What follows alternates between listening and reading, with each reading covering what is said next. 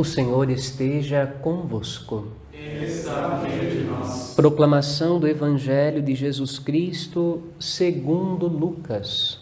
Glória a vós, Senhor.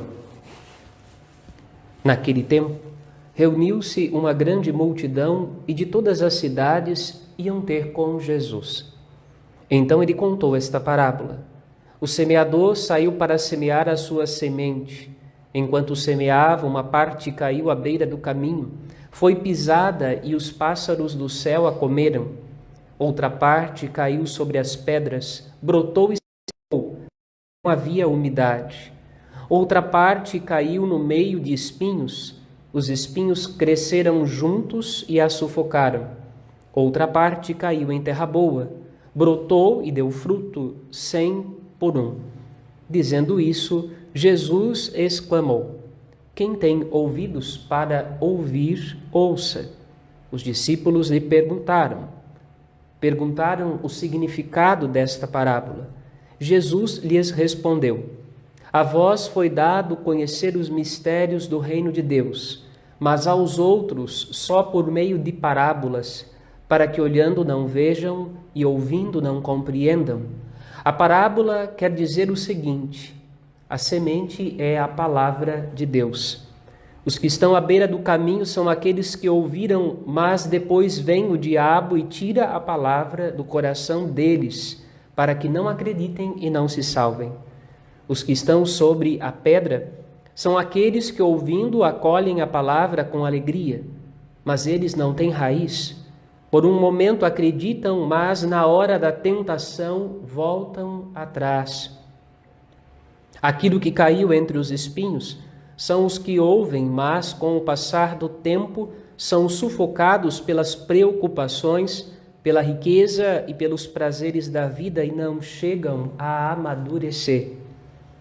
E o que caiu em terra boa são aqueles que, ouvindo com um coração bom e generoso, conservam a palavra e dão fruto na perseverança. Palavra da salvação, glória a vós, Senhor. Que as palavras do Santo Evangelho perdoem os nossos pecados. Assim seja. Os queridos seminaristas, meus irmãos que nos acompanham através das redes sociais, a grande pergunta que Paulo nos faz já na primeira leitura é esta: como é que a ressurreição acontece? A ressurreição é algo que nós esperamos apenas para o fim? Ou já nesse momento da nossa vida, a graça de Deus já está nos fazendo ressuscitar? A resposta de Jesus no Evangelho é através da imagem da semente. A semente, ela é pequenina, ela é insignificante.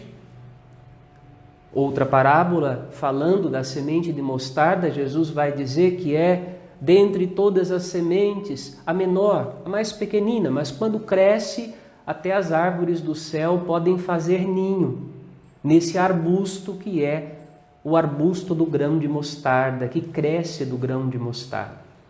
A vida eterna, a vida na graça, a ressurreição começa em nós como uma semente. Mas essa semente precisa cair em terra boa.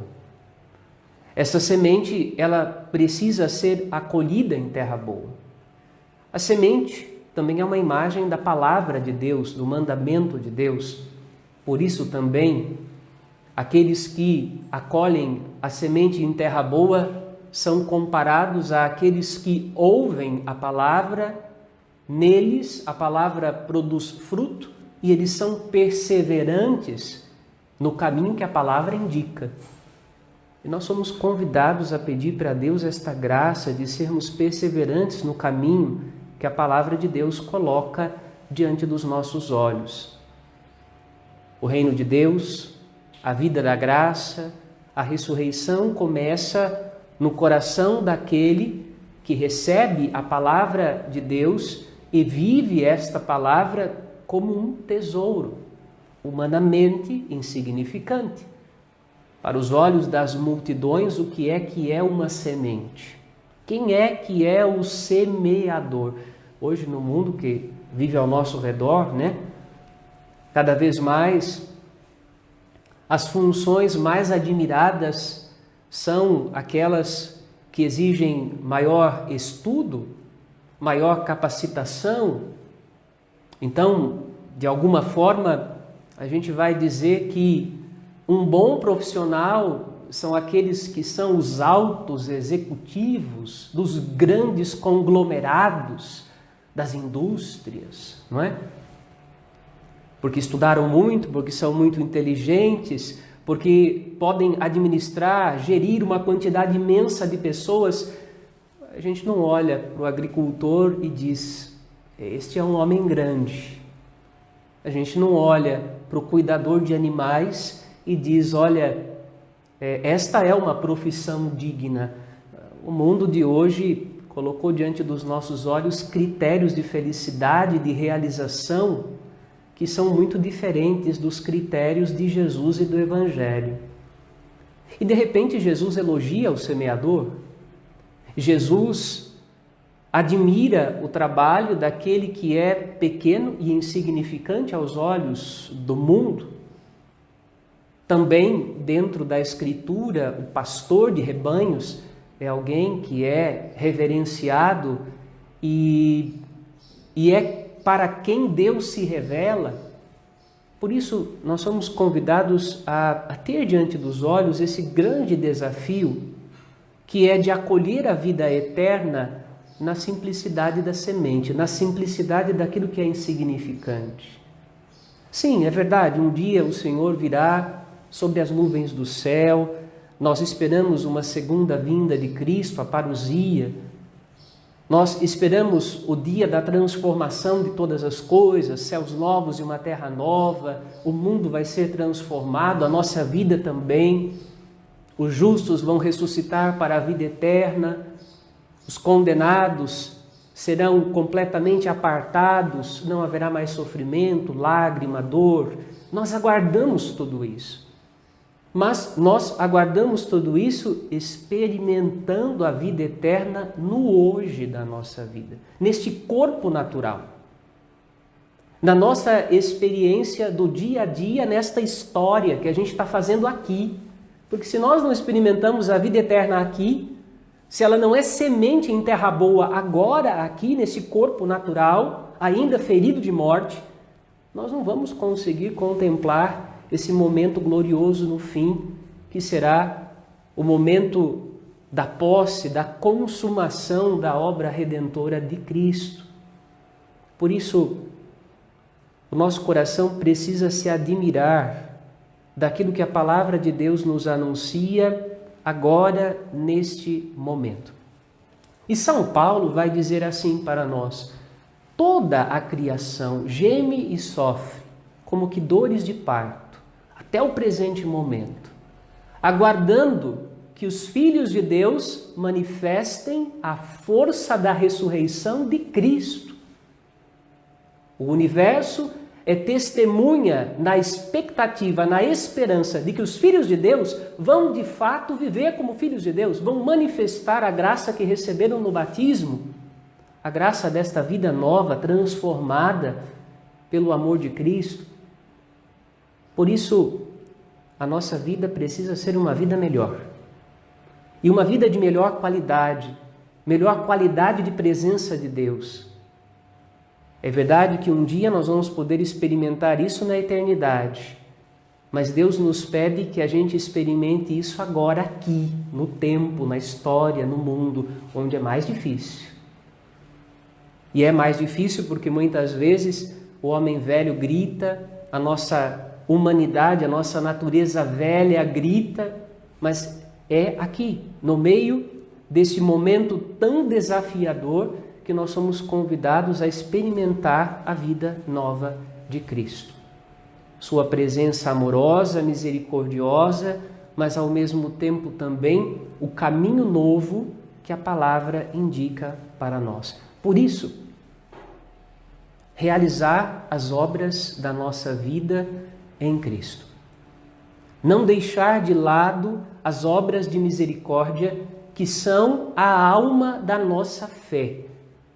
Não podemos deixar de lado estas obras de misericórdia, porque senão a nossa fé é vazia, a nossa fé ela pode ser morta. São Tiago nos ensina isto, São Paulo também. A alma da fé é a caridade. E é por isso que nós precisamos perseverar na palavra de Cristo, produzindo as obras que a palavra dele indica para nós como caminho de salvação. Senão a gente diz que crê com os lábios, mas na nossa vida diz outra coisa. Então vale a pena recuperar as obras de misericórdia, materiais e espirituais, para que no relacionamento com os irmãos nós estejamos produzindo os frutos da perseverança na palavra, da perseverança no caminho de Cristo. E assim, nós já vamos experimentando a ressurreição aqui e vamos semeando a ressurreição no coração e na vida das pessoas também. Uma imagem bonita disso é a imagem do deserto, que de repente começa a florir, começa a se transformar num jardim. Essa é a obra que Deus pode realizar no nosso coração se a gente permite. Quantas vezes a gente sente uma aridez tão grande, qual de um deserto, ressequido, sedento. Acolher a palavra que é semente e deixar a semente desabrochar é ver o deserto florir.